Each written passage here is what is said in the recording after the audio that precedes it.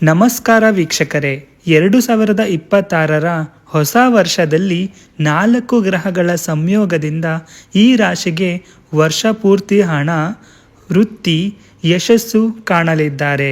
ಹೊಸ ವರ್ಷದಲ್ಲಿ ಮೇಷರಾಶಿಯವರಿಗೆ ಹಣಕಾಸಿನ ಸಮಸ್ಯೆ ದೂರವಾಗುತ್ತೆ, ವೃತ್ತಿ ಜೀವನದಲ್ಲಿ ಏಳಿಗೆ ಆಗುತ್ತೆ, ಸರ್ಕಾರಿ ಕೆಲಸ ಪಡೆಯುವ ಅವಕಾಶ ಸಿಗುತ್ತೆ, ವಿದೇಶ ಪ್ರಯಾಣ ಯೋಗ ಕೂಡ ಇದೆ. ಈ ಮೇಷರಾಶಿಯವರ ವರ್ಷ ಭವಿಷ್ಯವನ್ನ ಈ ವಿಡಿಯೋದಲ್ಲಿ ತಿಳಿದುಕೊಳ್ಳೋಣ. ಅದಕ್ಕೂ ಮುಂಚೆ ನಮ್ಮ ಚಾನಲನ್ನು ಸಬ್ಸ್ಕ್ರೈಬ್ ಮಾಡಿಲ್ಲ ಅಂದರೆ ದಯವಿಟ್ಟು ಸಬ್ಸ್ಕ್ರೈಬ್ ಮಾಡಿಕೊಳ್ಳಿ. ಪ್ರತಿಯೊಬ್ಬರಿಗೂ ಜೀವನದಲ್ಲಿ ಒಮ್ಮೆಯಾದರೂ ಹೊಸ ಮನೆ ಕಟ್ಟಬೇಕು ಅಥವಾ ಖರೀದಿ ಮಾಡಬೇಕು ಅನ್ನೋ ಆಸೆ ಇದ್ದೇ ಇರುತ್ತದೆ. ಈ ಆಸೆಯ ಈಡೇರಿಕೆಗೆ ಪ್ರತಿ ವರ್ಷವೂ ಯೋಚನೆ ಮಾಡುವುದು ಸಹಜ. ಆದರೆ ಒಬ್ಬ ವ್ಯಕ್ತಿ ಮನೆ, ವಾಹನ, ಚಿನ್ನಾಭರಣ, ದುಬಾರಿ ವಸ್ತುಗಳನ್ನು ಖರೀದಿ ಮಾಡಬೇಕು ಅಂತಾದರೆ ಅದಕ್ಕೆ ಗ್ರಹಗತಿಗಳ ಸ್ಥಾನ ಅನುಕೂಲಕರವಾಗಿರಬೇಕು. ಇಲ್ಲವಾದರೆ ಅಡೆತಡೆಗಳು ಉಂಟಾಗುವ ಸಾಧ್ಯತೆ ಹೆಚ್ಚು. ಹಾಗಾದರೆ ಜ್ಯೋತಿಷ್ಯ ಶಾಸ್ತ್ರದ ಪ್ರಕಾರ ಈ ವರ್ಷ ಮೇಷರಾಶಿಯವರ ಆರ್ಥಿಕ ಹಾಗೂ ವೃತ್ತಿ ಭವಿಷ್ಯ ಹೇಗಿದೆ? ಸ್ವಂತ ಹುದ್ದೆ ಶುರು ಮಾಡಲು ಈ ವರ್ಷ ಅನುಕೂಲಕರವಾದ ಸಮಯವೇ? ವರ್ಷ ಪೂರ್ತಿ ಲಾಭ ಹೇಗಿರುತ್ತದೆ ಎಂದು ತಿಳಿಯಲು ಈ ವಿಡಿಯೋವನ್ನು ಸಂಪೂರ್ಣವಾಗಿ ನೋಡಿ. 2026 ವರ್ಷ ಮೇಷರಾಶಿಯವರಿಗೆ ಆರ್ಥಿಕವಾಗಿ ಅತ್ಯಂತ ಮಹತ್ವವಾಗಿರುತ್ತದೆ. ಹೊಸ ವರ್ಷದ ಆರಂಭ ನಿಮಗೆ ತುಂಬ ಶುಭವಾಗಿರುವುದು.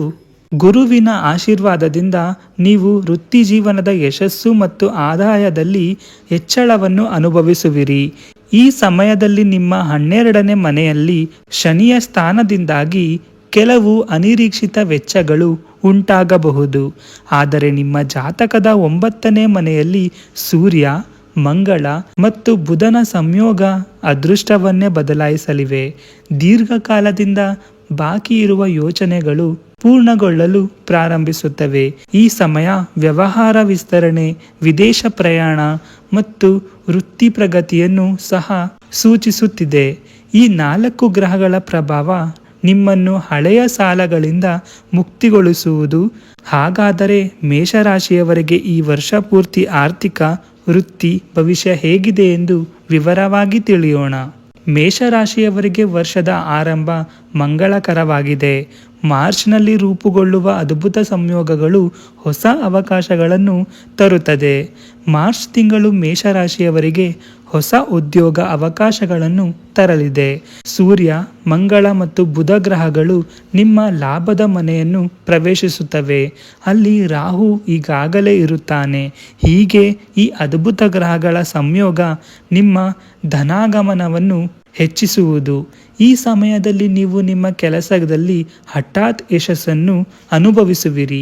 ಕೆಲಸಗಳಿಗೆ ಅಡೆತಡೆಗಳು ಇರುವುದಿಲ್ಲ. ಉದ್ಯಮಿಗಳು ಹೆಚ್ಚೆಚ್ಚು ಆದೇಶಗಳನ್ನು ಪಡೆಯುತ್ತಾರೆ. ಜೊತೆಗೆ ಉದ್ಯೋಗದಲ್ಲಿರುವ ಬೋನಸ್ ಪಡೆಯುವ ಸಾಧ್ಯತೆ ಕೂಡ ಇದೆ.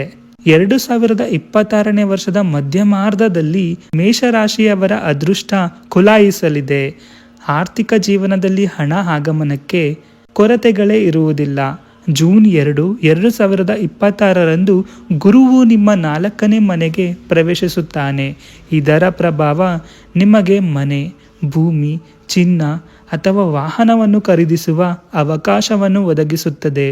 ನಿಮ್ಮ ವೃತ್ತಿ ಜೀವನದಲ್ಲಿನ ಅಡೆತಡೆಗಳು ದೂರವಾಗಿ ಪ್ರಗತಿಗೆ ಹೊಸ ಮಾರ್ಗಗಳು ತೆರೆದುಕೊಳ್ಳುತ್ತವೆ. ಅಲ್ಲದೆ ಈ ಅವಧಿಯು ನಿಮಗೆ ವೃತ್ತಿಯಲ್ಲಿ ಬೆಳೆಯಲು ಅವಕಾಶವನ್ನು ಒದಗಿಸುವುದು. ಇನ್ನು ರಾಹುವಿನ ಚಲನೆಯು ಸಣ್ಣ ಪ್ರಯತ್ನಗಳಿಗೆ ಗಮನಾರ್ಹ ಪ್ರಯೋಜನಗಳನ್ನು ತರುವುದು. ವರ್ಷವಿಡೀ ನಿಮ್ಮ 11ನೇ ಮನೆಯಲ್ಲಿ ರಾಹುವಿನ ಉಪಸ್ಥಿತಿಯು ನಿಮಗೆ ಸಂಪತ್ತು ಮತ್ತು ಗೌರವವನ್ನು ದ್ವಿಗುಣಗೊಳಿಸಲಿದೆ. ಈ ಅವಧಿಯಲ್ಲಿ ನೀವು ನಿಮ್ಮ ಕಠಿಣ ಪರಿಶ್ರಮದ ಪ್ರತಿಫಲವನ್ನು ಹಲವು ಪಟ್ಟು ಪಡೆಯುತ್ತೀರಿ. ರಾಹುವಿನ ಪ್ರಭಾವದಿಂದಾಗಿ ಹಣವನ್ನು ಗಳಿಸಲು ನೀವು ಶಾರ್ಟ್ಕಟ್ ವಿಧಾನಗಳನ್ನು ಹುಡುಕಲು ಪ್ರಾರಂಭಿಸುವಿರಿ. ಆದರೆ ಸರಿಯಾದ ಹಾದಿಯಲ್ಲಿ ಸಾಗುವುದು ತುಂಬ ಮುಖ್ಯ. ನೆನಪಿನಲ್ಲಿಡಿ, ನೀವು ಹೆಚ್ಚು ಪ್ರಾಮಾಣಿಕವಾಗಿ ಕೆಲಸ ಮಾಡಿದರೆ ರಾಹು ನಿಮಗೆ ಹೆಚ್ಚಿನ ಯಶಸ್ಸನ್ನು ನೀಡುತ್ತಾನೆ. ಗುರು, ರಾಹು ಈ 2 ಗ್ರಹಗಳು ಈ ವರ್ಷ ನಿಮಗೆ ವರದಾನವಾಗುತ್ತಾರೆ.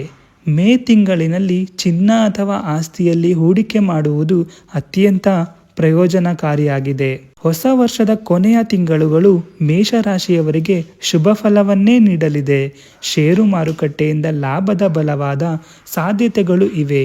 ವಿದೇಶಿ ಕಂಪನಿಗಳಿಂದ ಉದ್ಯೋಗಾವಕಾಶಗಳು ಸಹ ಬರಬಹುದು. ಸರ್ಕಾರಿ ಕೆಲಸಕ್ಕಾಗಿ ಪ್ರಯತ್ನ ಮಾಡುವವರಿಗೆ ಅಂದುಕೊಂಡ ಫಲಿತಾಂಶ ಸಿಗಲಿದೆ. 2026ರ ಕೊನೆಯ 2 ತಿಂಗಳುಗಳಲ್ಲಿ ಗುರುವು ಸಿಂಹ ರಾಶಿಗೆ ಪ್ರವೇಶಿಸುತ್ತಾನೆ. ಇದು ಕೂಡ ನಿಮ್ಮ ಜಾತಕದಲ್ಲಿ ಹೊಸ ಶುಭ ಅಧ್ಯಾಯವನ್ನು ಪ್ರಾರಂಭಿಸುತ್ತದೆ. ಈ ಅವಧಿಯಲ್ಲಿ ದೀರ್ಘ ಪ್ರಯಾಣದ ಸಾಧ್ಯತೆಗಳು ಇದ್ದು, ಸಂತೋಷದ ಜೀವನದೊಂದಿಗೆ ಮನೆಯಲ್ಲಿ ಶುಭ ಕಾರ್ಯಗಳು ಆರಂಭವಾಗುತ್ತವೆ. ಜೊತೆಗೆ ನೀವು ಸ್ವಂತ ಹುದ್ದೆಯಲ್ಲಿ ಶುರು ಮಾಡುವಿರಿ. ಈಗಾಗಲೇ ಇದ್ದ ಸ್ವಂತ ಕೆಲಸಗಳು ವಿಸ್ತರಿಸುವಿರಿ. ಒಟ್ಟಾರೆಯಾಗಿ ಮೇಷರಾಶಿಯವರ ಸಂಪತ್ತು, ಸೌಕರ್ಯ, ಸೌಲಭ್ಯಗಳು ಈ ವರ್ಷ ದ್ವಿಗುಣವಾಗಲಿದೆ. ಇನ್ನು ಉಳಿದ ರಾಶಿ ಭವಿಷ್ಯದ ಬಗ್ಗೆ ನಿಮಗೆ ವಿಡಿಯೋ ಬೇಕಿದ್ದಲ್ಲಿ ವೀಕ್ಷಕರೇ ಕಮೆಂಟ್ ಮುಖಾಂತರ ನಮಗೆ ತಿಳಿಸಿ. ಈ ವಿಡಿಯೋ ಇಷ್ಟವಾಗಿದ್ದರೆ ಲೈಕ್, ಕಮೆಂಟ್, ಶೇರ್ ಮಾಡಿ. ಧನ್ಯವಾದ.